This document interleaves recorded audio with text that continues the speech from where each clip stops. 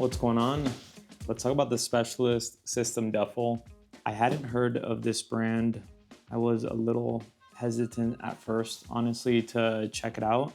Between the price point of $350 and the origami-ness of the design that you can configure the spaces in a few different ways, thought might be a gimmick. I've been using it now for a month. This has become like my go-to duffel.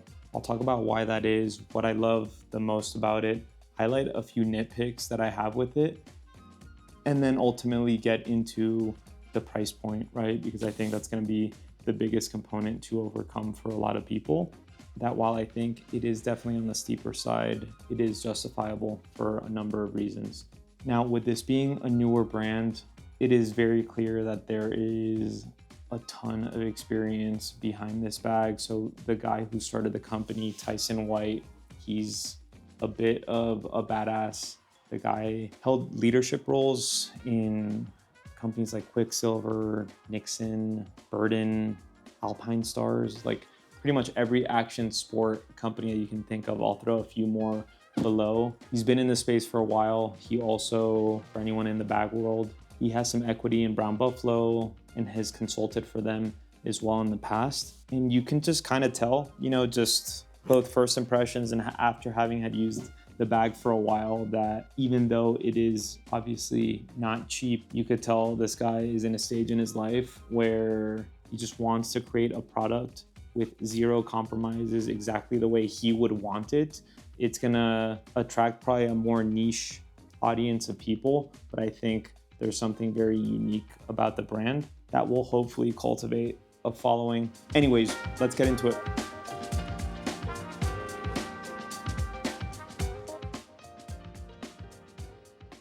My favorite things about this bag are the design language, which has grown on me tremendously. Secondly, and I'd say probably most importantly, is just the material selection. A lot of that comes from just the shell fabric. The 600D Challenge Eco Pack is easily one of my favorite materials on earth. I prefer it over X-Pack and Ultra, and it has a lot of the similar qualities. And then just lastly, something that I thought would be gimmicky, but the more I've used it in a variety of scenarios, I'll show you what I'm talking about, but there is an origami-ness to it in that right now it's in my preferred setup, but you can configure it in a few different ways to optimize whatever it is that you're carrying, whether you want to keep things a little more compact, you want more space on top, or if you want like more of a flatter, narrower, taller space altogether. So starting off with the design language, while this bag edges a little bit more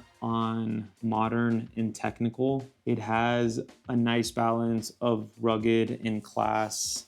You get these riveted leather straps on here. There's a very minimal yet tasteful look in the bag. At first, I had kind of mixed feelings like when I had it in this configuration. But yeah, I've really grown to love it. I feel like this is one of those duffels that if I saw someone at the airport with it, I would just automatically think that dude or that chick has some really interesting things packed in this bag, and they're all geared towards doing something James Bondish, a combination of high-end stuff and a combination of adventurous stuff. When I walk you through it, I'll get a little deeper into it, but there's also just like a thoughtful amount of organization where it's like not too much, not too little.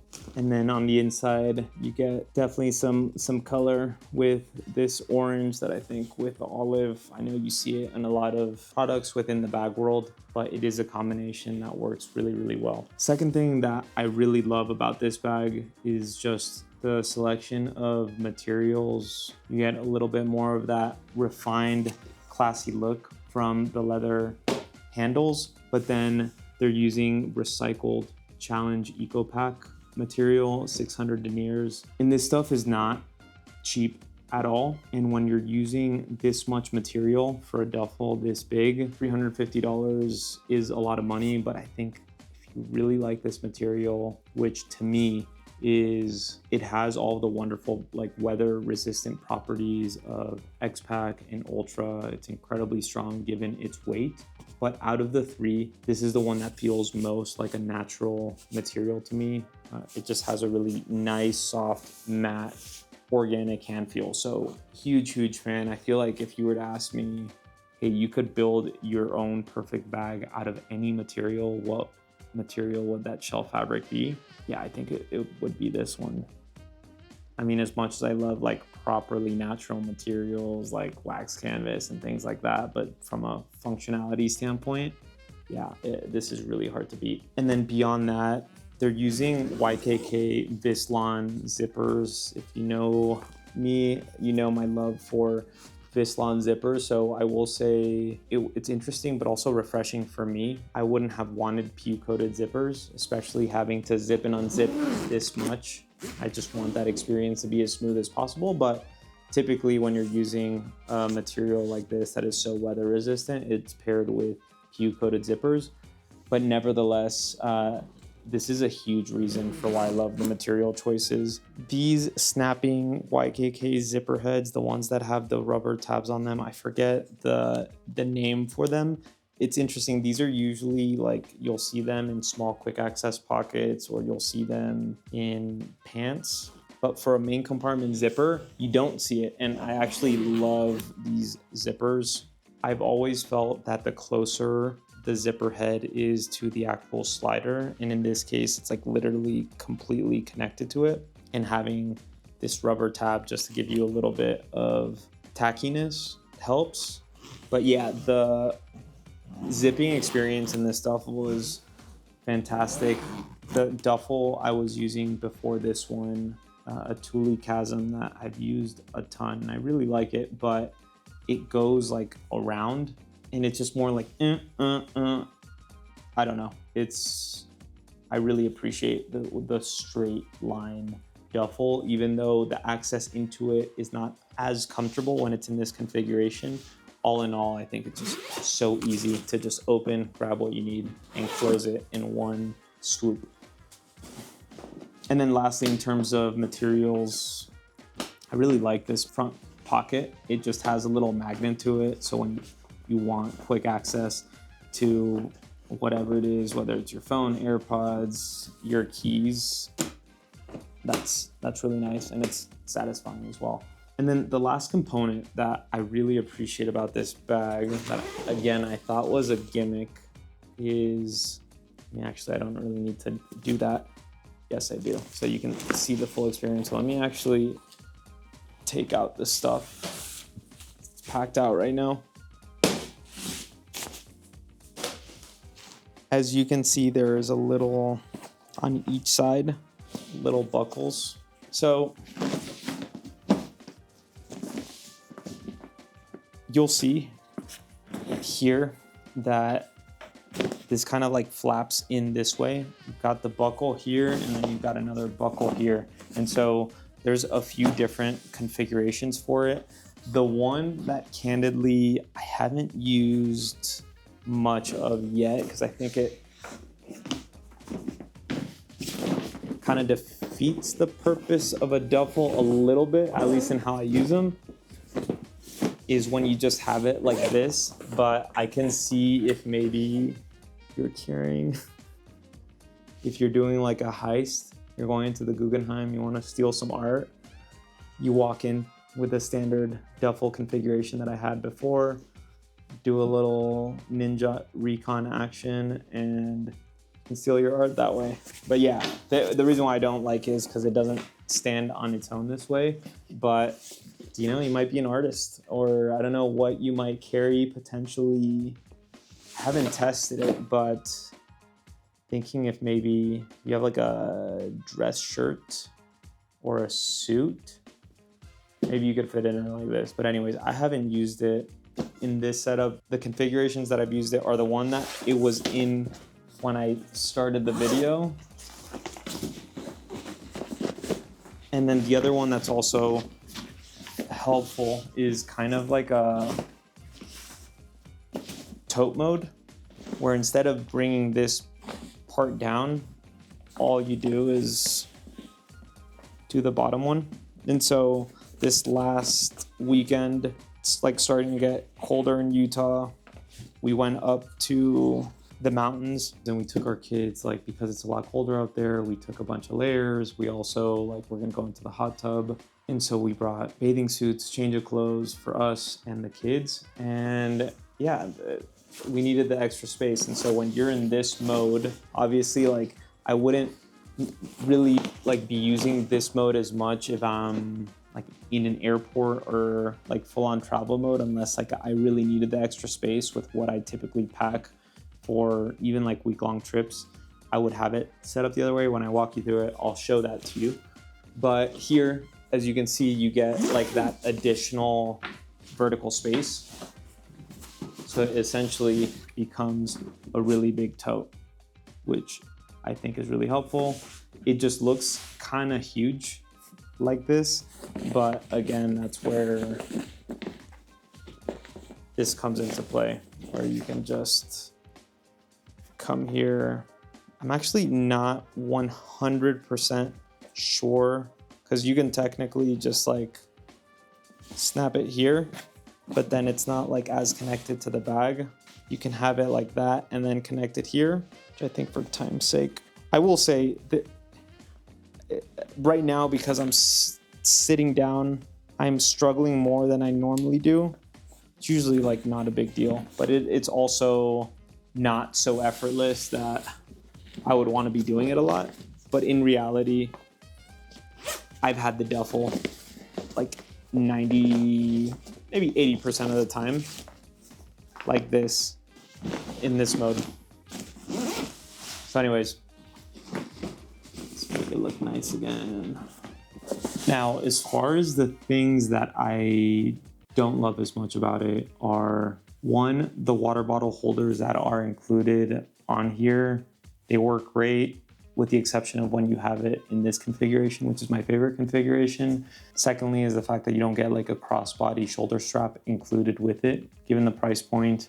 And then just lastly, it's a bit of an air trapper, which has its benefits, but yeah, just something worthwhile calling out as well. So with the water bottle holder, it actually has two of them in the main compartment of the bag.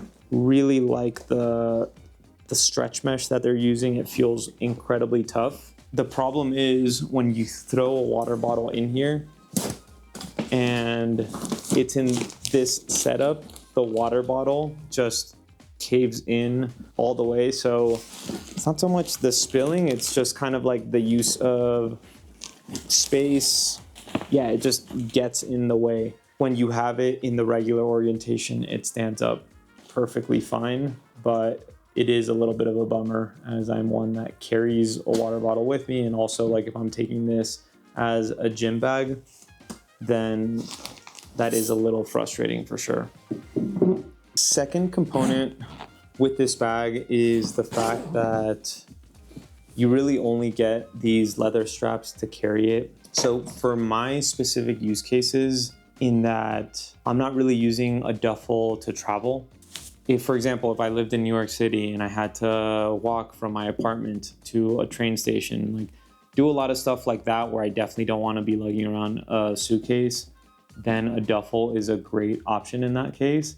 And although these straps are not uncomfortable and they are a good length, like you can throw them over your shoulder, I've noticed two things. One, if you're using something like this, a fabric like this, where it's like very smooth, the leather doesn't grip as well to it, so it does slide a little bit. But ultimately, if I'm like traveling and I'm gonna be carrying this thing through the airport, I do wanna have the ability to like throw it over my shoulders, like not just to the side, but crossbody. So I snag like an old camera shoulder strap and just attach like the magnet, kind of like the Peak Design one, but the PGY Tech one, I just put the magnetic attachment anchor points here, and then I just attached it to feel it around, and it does make a big difference, like when you're carrying it for an extended period of time.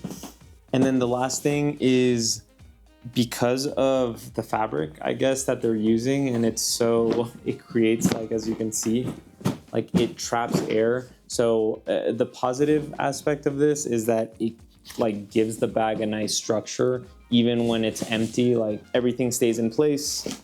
But yeah, as you can see, like I close it and there's like, it just likes to cultivate air in there. So you just kind of need to, like, if you actually care about that or you want it like more compressed, you have to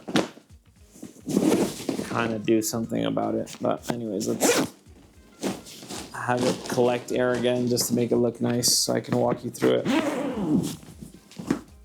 There you go. This has a stated volume of 55 liters. Candidly, it feels like it holds more, especially when it's open. I don't have a way of like verifying exactly what it is, and they just list it at 55, so I'm assuming that is the max capacity when it is fully expanded. But yeah, I think it's kind of like when it's in this configuration, it feels like a pretty optimal size for a duffel, where it's not too bulky, but it's more than spacious enough for me to throw things in there without things getting too cluttered. I like that when I pack this out, which you'll see right now, like, I actually just quickly show you what's going on here. So got the leather straps, the 600D Challenge Eco Pack recycled fabric for the shell. Here in the front, this is a magnetic pocket, and then within it you have two just simple slip pockets, and then you have a key leash right here in the middle. And then on the opposite side, you don't have any like quick access organization. Then on the inside of the bag, you have two water bottle holders. They're both on this side of the bag, using a really nice stretch mesh. I talked about this. If you want to use it in this configuration, the water bottle wants to do that. Either of the other two configurations, it will stand comfortably, but I found that these two stretch mesh pockets are, like right now I have a pair of gloves in one of them. This is where you can throw your socks if you want them segmented. And then you have on one side two zippered pockets with just like a nice rugged stretch mesh where you can put things, again, whether it's socks, underwear. I have my Cap 1 tech pouch. Fits perfectly in one of the pockets, and then in the other one right now I have like a beanie and a neck warmer as well. And then on the opposite side, you have a bigger zippered pocket that you can use for stashing whatever you want, but it's also like designed as a laptop compartment. It says it fits up to 13, but this is a 14-inch MacBook Air, and as you can see, it actually fits comfortably in there, no problem. 15 might be cutting it close, but definitely a 14 fits in there. I'll leave the laptop in there, and just so you can see like what comfortably fits in there, but that's pretty much it. And by the way, so Specialist, they have this duffel, they have a tote, and then they also have a line of clothing. It's a pretty concise, thoughtful collection that they have. I was also very impressed. I'm gonna be doing a winter essentials video.